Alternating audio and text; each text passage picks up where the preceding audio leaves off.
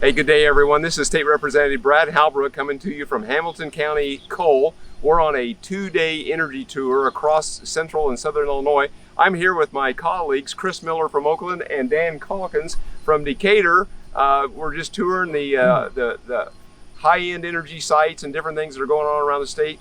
Chris, what have you seen so far today? What's your observation so far? Well, it's been really interesting to see how a lot of the misconceptions about coal got put to rest today, because this facility down at Prairie State and the facility that we just toured, we found that they are highly efficient. Their engineering is state of the art. The place is clean, and we went down there dressed like this, and guess what? We came up looking like this. Yeah, Dan, what's your thoughts on what you saw so far today? Well, we were very privileged to go to Prairie State and see their facility and talk to the people that work there. 650 jobs there every day. They employ over 1,000 union workers in that facility to maintain it and keep it up. It's a huge impact on the economy, not just of that community, but the whole state of Illinois. We found out they supply electricity to 2.5 million homes. That facility is owned by multi-state organizations. So any threat to shut that plant down, that power plant down, is going to affect not just Illinois, but the whole region, Kentucky, Indiana, and Missouri. So, we went to take a look at it, talk to the people, see for ourselves what's going on down there. And very impressive, great bunch of people, and obviously a highly needed project. They run maximum capacity almost all the time. That plant is, the electricity generated in that plant is desperately needed throughout our region. Yeah, you're right, guys. So again, Prairie State Energy powering over 2.5 million homes, netting out over 1,600 megawatts every day. Very few days or of an evening do they drop below peak efficiency. They are running at full bore constantly to produce low-cost, reliable energy for people like you say, Dan, all over the state of Illinois, all over the Midwest. Powering municipalities up in the Northeast like Naperville and many others. Powering all of our rural electric co-ops throughout the state of Illinois. And it's just central, southern, northern Illinois. It's a huge factor in, again, providing low-cost, reliable energy. And that's the concerns that we have moving forward, is making sure we have reliability, that the lights stay on 24/7. Hey, so we learned one thing today. We learned about max gen events. And a max gen event is when generating capacity is maxed out. And already this month, the max gen capacities have happened 5 times.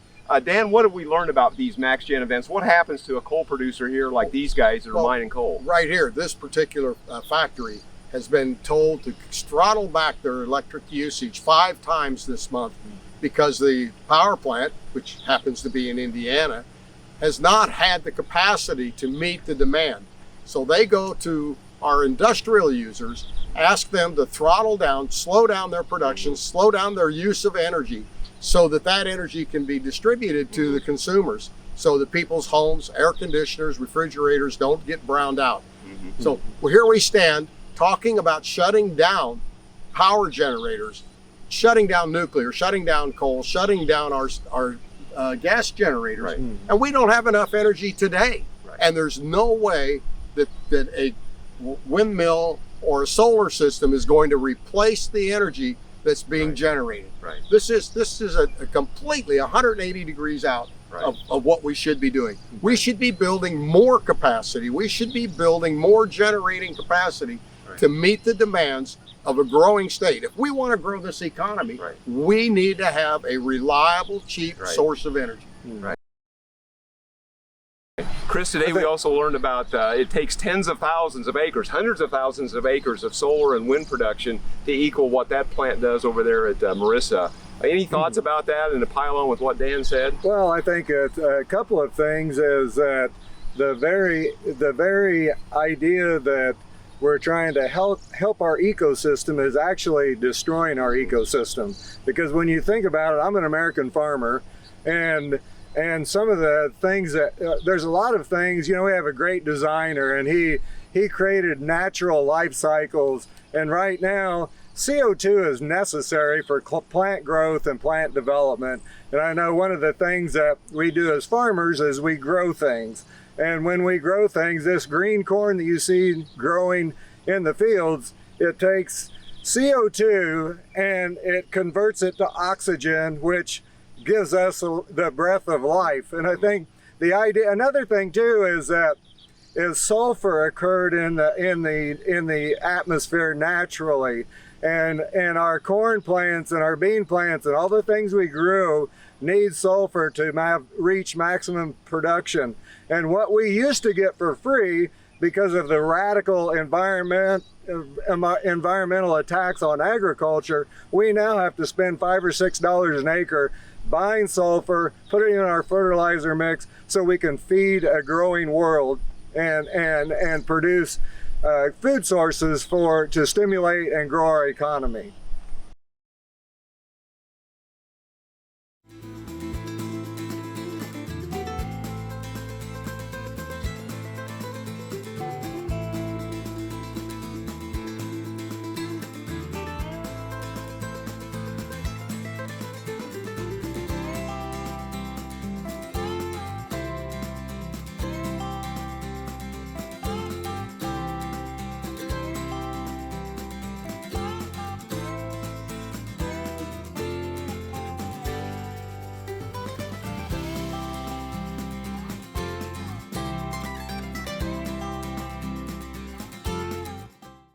Hey y'all, we're coming here from just near Ashmore, Illinois, and we've got State Rep Brad Halbrook and we've got State Rep Chris Miller here, and we are right outside a 1,600-acre solar field outside a gentleman's home. If I pan around here just briefly, you can see how close Coles County allowed that solar field to be built to his foundation.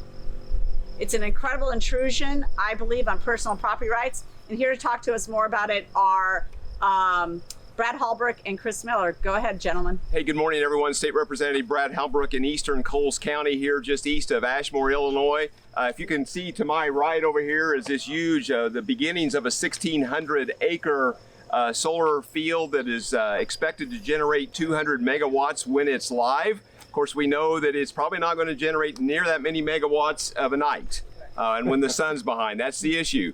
So this is the discussion today is talking about replacing our base load generation of coal and nuclear over time with solar fields and wind fields that have decreased reliability and increased cost. And so what we're going to see is what's happening in California and many other states is the fact that these are heavily ratepayer subsidized through the state and federal governments, mostly the federal governments.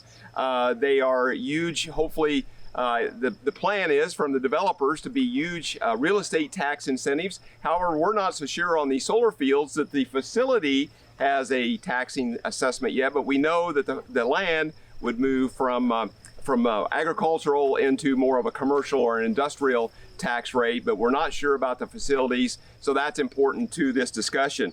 Also, guys, the governor, back when he was just sworn in January of 2019, talked about moving Illinois from this standard of 25% renewables by 2025 to a much higher standard at a much faster rate. And guys, we're not on track to even meet the 2025 standard of 25%. We're not even on track to that. We're not even close. I think the estimates are 7 or 8% at this point in time at year 2021. And so again, the governor did at that time signed on to the U.S. Climate Alliance, which is a part of the Paris Climate Accord, another big issue for us. And again, we signed on, or the state of Illinois and many other states and the nation, but China and some of these other countries, developing countries or otherwise, have not signed on to that. So we have to play by different rules, or they play by different rules. Really a problem for us. Chris Miller, representative here in this district. Chris, what thoughts do you have? And then we'll... Well, I think that just to dovetail into some of the things that you've been talking about, you know, I'm a farmer in this area. I farmed here for over the last 40 years, and so I bring a little bit different perspective when it comes to to all these things and all these ideas about climate change. And if you just think back historically, as long as I can remember, there's been some sort of man-made climate crisis, which ends up ultimately just being a money grab and ends up ultimately at the feet of the middle class. It costs them more money to live here in the state of Illinois. And I know that one thing that I do know is when I was a kid, we were going to have the great freeze out. Then we moved into acid rain. Then we moved into the ozone fear factor. Then we moved into the earth was going to turn into a frying pan in the 80s and 90s. And now we're going to change to death now. And if you think back to history, I know some of you watching this, or at least my age or older, is that the common thread that links all of these fear-mongering tactics together when we're all going to die between 12 and 15 years from now is none of them ever happened. And remember I said this, and we aren't going to change to death right now either. This is all a huge money grab by the government, by the federal government. We enrich our enemies in China and many other foreign countries. And I think that it's important as you drive across the state of Illinois that you realize that that solar is producing about 1/3 of 1% of our energy needs. We aren't having a climate crisis. We aren't. What we're having is an energy crisis, and the taxpayers are going to ultimately be the ones holding the bag. Another thing that we have a crisis of is we have a crisis of common sense and the ability to critically think. As we look at the statistics, if we look at the numbers, if we look at the reality of this whole event that's been conjured up by the radical left to make you fearful that you're all going to die if we don't make some kind of radical change. And believe me, remember I said that this is all nonsense and it defies common sense. We need to advance the capture of our natural resources. There's nothing better than what occurs in nature to fill the needs and to fill the void of our energy needs here in Illinois.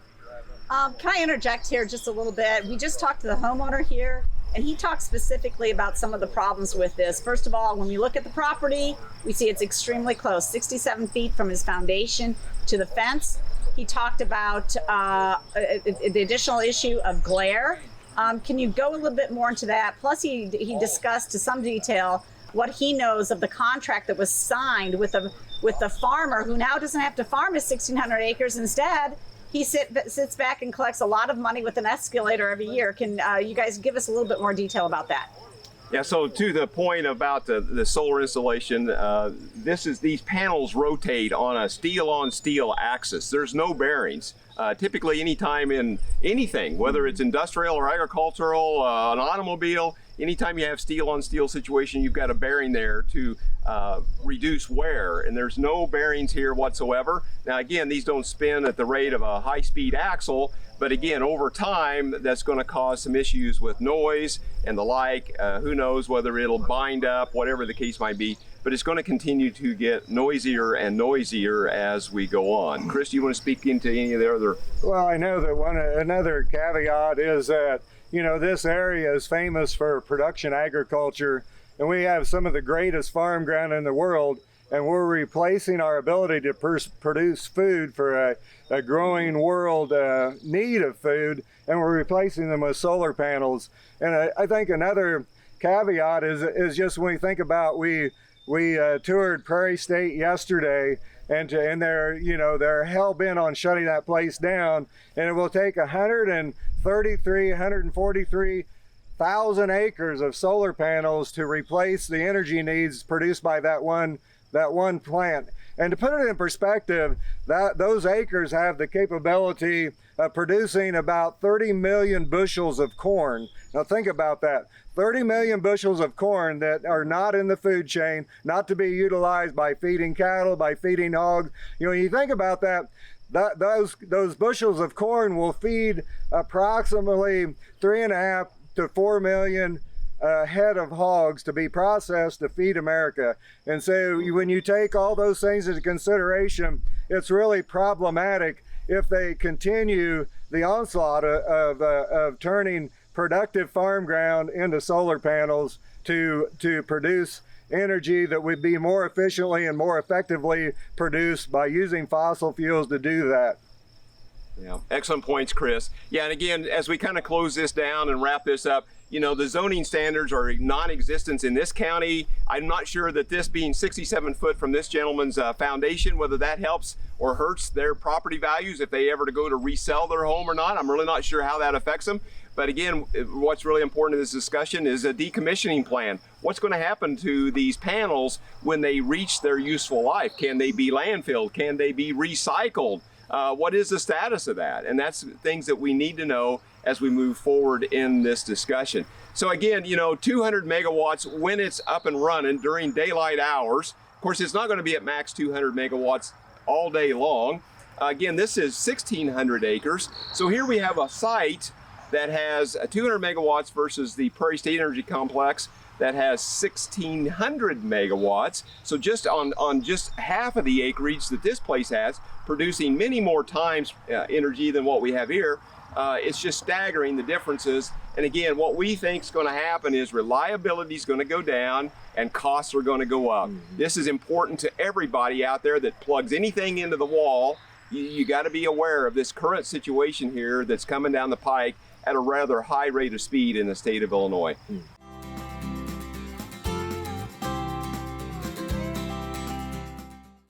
Good day, everyone. This is State Representative Halbrook. I am at the Harvest Ridge Wind Farm that's in Newman and Murdoch Townships in eastern Douglas County. It's a kind of a warm, sunny day. As you can see behind me, the wind turbines are turning, and that's what we're out to talk about. We're on a 2-day energy tour talking about the wind and solar and fossil fuel industry. And just want to kind of give you an idea about what's going on here. There's been tax credits in place from the feds and some from the state since 1992. Wind credits for every kilowatt of energy they produce 10 times of what goes into any fossil fuel production, and solar gets 50 to 100 times tax credits than the others do. You know, guys, we're all about a free market economy, but in a free market economy without the taxpayer subsidies, these things don't make sense. Investor Warren Buffett talked about the fact that to build lots of wind farms, the only reason that it makes sense is because of the taxpayer and the ratepayer subsidies. These facilities like behind me, the solar that we've seen earlier today, they simply don't make sense without all these additional subsidies that are coming from you and I in the form of tax credits and in the form of rate increases. Just to give you an example here, every one of these takes about 1,100 tons of concrete and steel rebar. The structure is 370 tons of steel, plus the blades that are made of some composite material, and which becomes a real issue when it comes to decommissioning and recycling. Guys, there's just about 1,000 pounds of rare earth minerals that is done in China and Africa, and most are controlled by China. I don't believe that we can mine these rare earth minerals here in the United States just because of the environmental concerns that come along with them. You know, and again, we have the local issues. We see these wind developers come in and they kind of pit neighbor against neighbor, causing some divides there. And I get and understand property rights, that a person has the right to do whatever they choose with their private property, but the tactics that are used are a little bit less than becoming in my view. And we create these local issues like the roads here in Douglas County. The part of the agreement with the wind farm developer was to bring the roads back up to their prior level, and the county has given them a bid, the wind developer the bid to fix these roads, and that's been rejected. And so the roads have not been brought back up to the original agreement, and they continue to lie in disrepair. We have drainage issues. As the heavy machinery goes across the farm fields, it creates issues with compaction, with the drainage, and so that continues to be a plaguing problem. And additionally, we talk about the real estate values to the neighbors and what's happening with the real estate taxes. To date here in Douglas County, I have an understanding that the no real estate tax money from these facilities have flowed into the local units of government coffers. So with that, I just wanted to kind of give you a taste of what's going on out here in Douglas County with this relatively new wind installation. Thank you, guys. These guys got Hi, this is State Representative Chris Miller reporting here from the wind farm up in Douglas County, north of Newman, Illinois. I know one of the things I would like for you to get your mind wrapped around is exactly what we're looking at when we look at these wind and solar farms. You know, as we have said, when you drive up and down the interstates, whether it's 57, whether it's 39, crossed I-80, Interstate 74, especially if you go through there at night, you will see, you'll think you're in a Star Wars movie because there's red blinking lights everywhere, you know. And one thing you need to remember, and at the very best, that is supplying the energy needs of between 7 and at the most 10% of our energy needs here in the state of Illinois.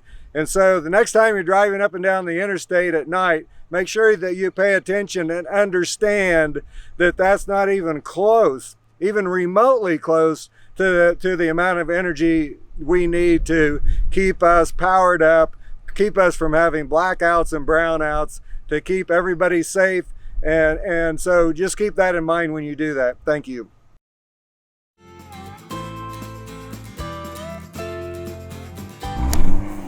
Welcome back. We're here in Clinton, Illinois at the Clinton Power Station. Had a tour here today. It's my second tour, and I'm happy to have had two of my colleagues join me for this tour. Very, very informative. This is a critical part of our electric infrastructure. This is a power plant that supplies power to all, not just central Illinois, but central United States. And we learned a lot of things today. We saw a lot of really interesting events, watching them load a nuclear fuel rod, getting ready for the outage next month. So some of the things that you saw, Brad? Yeah, so again, today, this is the end of 2 days of a tour of energy, different facilities of production and coal production across the central and southern Illinois. Just a phenomenal plant here, producing a gross 1,100 megawatts every day, every minute of the hour of every hour of the day, 24/7, 365. Guys, what's really interesting is the safety factor. The safety factor here is second to none. Constantly in training, constantly monitoring to constantly deliver safe, low-cost, reliable energy to our homes, to our businesses. That's vital to maintaining the way of life as we now know it. So I think, guys, you know, if we think that we're going to ramp up this alternative energy, which is important at a phase to phase these out, I'm not sure that's really possible. We have to maintain, because these plants here at Clinton, at Marissa, at the Prairie State, is running at max capacity. These are vital to baseload generation.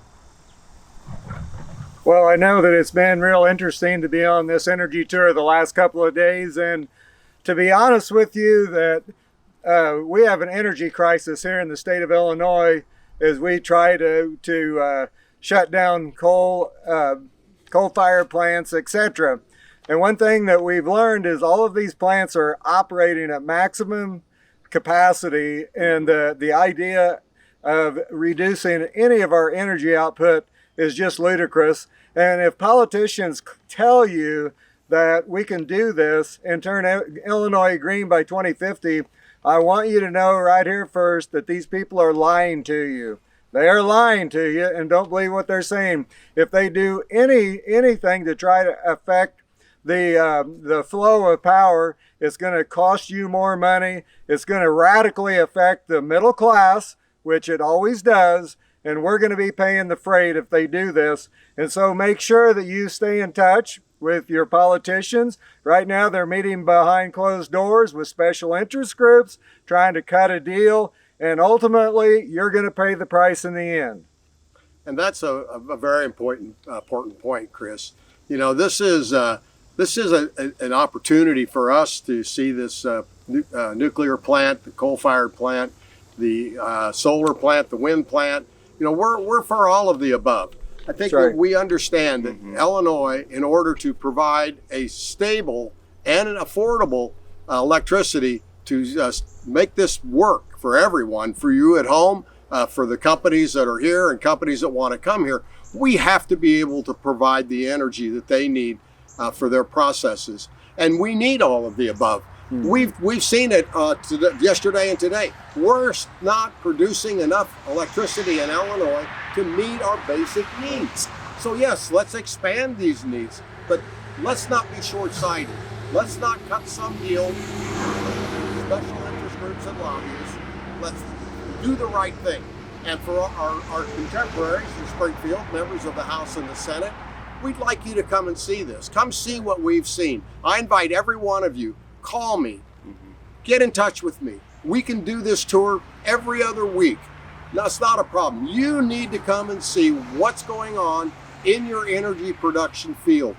This is a dire of interest. This is most important for maintaining the quality of life in Illinois, for keeping and attracting businesses in Illinois. We cannot afford to lose any of our power generators. And in fact, we need to continue to expand the generation capacity that we have here. Mm-hmm. So if you're listening, you're wanting to get your representatives and senators informed, have them give me a call. They're more than welcome to come down here to Clinton, to go down to the Prairie and see a coal-fired plant. Come see what we're doing here. We want everyone to enjoy the quality of life, to have a job, to stay here. And it has to be affordable and it has to be reliable. Guys, what we've seen in the last 2 days, again, we've been to a coal-fired electrical generating facility. We've been down in a coal mine 1,000 foot deep, 7 miles back to the face of where they're mining this coal. We've been to a solar farm, we've been to a wind farm, and we've now concluded our trip here with this power station, a nuclear power plant in Clinton, Illinois. Guys, all of this stuff's important to the mix. We need to have meaningful, common sense solutions to our growing demand. I mean, everybody is continuing to use more and more energy. And so a common sense solution, a common sense approach, not just trying to meet some arbitrary targets, some arbitrary dates. We have to have common sense solutions that does not interrupt the flow of low cost, reliable energy. Let me repeat, low cost, reliable, every day, 24/7, 365, regardless rain, sun, snow, whatever. These plants are continuing to go on and produce power at max rates. Already this summer, in just the last few weeks, we've had 5 max gen events. Okay, that's where these plants have been maxed out, and they've asked folks that have agreed to have their power curtailed.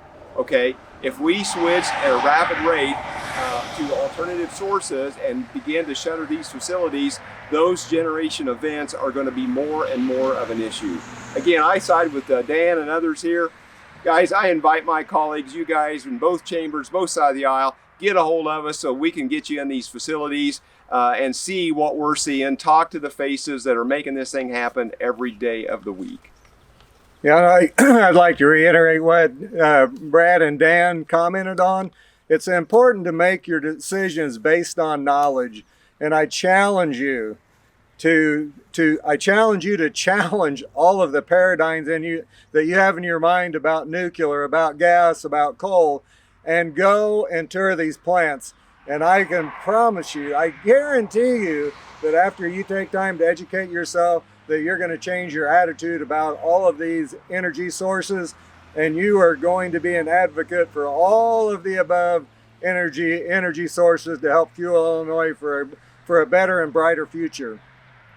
A wise man once said, you can try to change the facts to support your opinions, or you can study the facts and form your opinions. So we're asking our colleagues, please study the energy opportunities here in Illinois, all of them. Don't try to bend the facts to support a preconceived notion.